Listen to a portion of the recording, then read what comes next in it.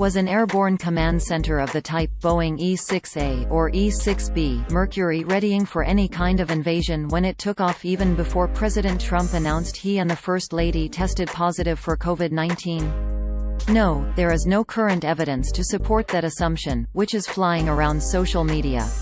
Some reporters and experts have taken to social media to counter the assumption, noting the planes have flown routinely every day over the past month. As of now, there is no evidence the planes, capable of controlling the U.S. nuclear arsenal, were preparing for attack in the aftermath of the COVID announcement by President Trump. Instead, U.S. Strategic Command told reporters it was purely coincidental.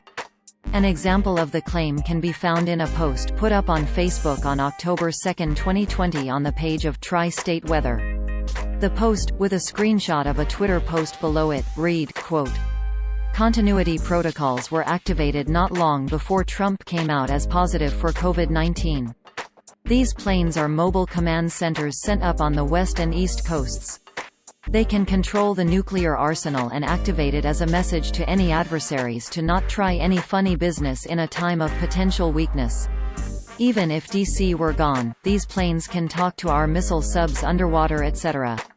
End quote. This is what the post looked like on Facebook at the time of writing. Source: Facebook screenshot taken on Friday, October 2, 12 hours 28 minutes and 30 seconds 2020 UTC. Here is a screenshot of the post, which is easier to see and read. Here is the president's tweet announcing the test results that sent the speculation flying, quote, "Tonight, at FLOT US and I tested positive for COVID-19. We will begin our quarantine and recovery process immediately. We will get through this together.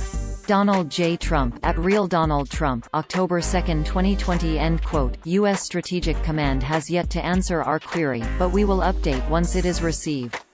Still, Strategic Command told Fox News that the flights were purely coincidental.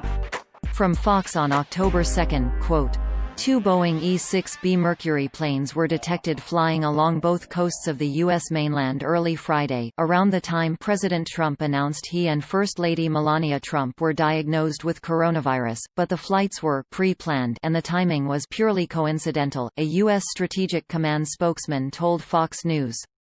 End quote. As of now, there is no evidence to support any suggestion that the COVID announcement had prompted the flights to ready for an attack on the U.S. The planes, reported to be two Boeing E6B Mercury aircraft, make routine flights. Consider this tweet from Christian Trebert of The New York Times, quote, "There's a lot of chatter about those airborne nuclear command centers, but these two Boeing E6A Mercury aircraft were indeed flying almost daily since over the past month. Publicly available flight data shows, the AEO 414 flew at least on 20 days, and the AEO 415 at least 14.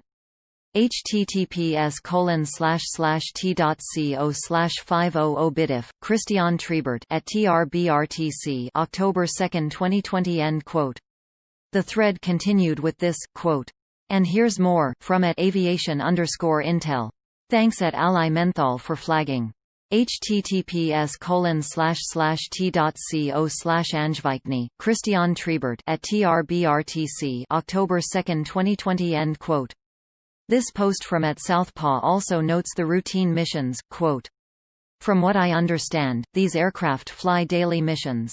So you could almost always point to one on a radar screen, make a coin flip prediction about some other US Gov thing in the news, and collect your retweet winnings if it comes true.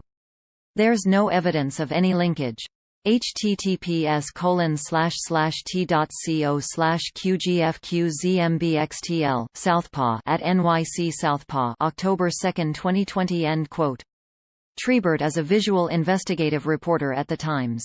Tyler Rogoway, who also tweeted about the planes being up at the time, is the editor of The War Zone, quote, "E6B TACAMOs showing up on ADS-B tracking sites means nothing. They are up all the time.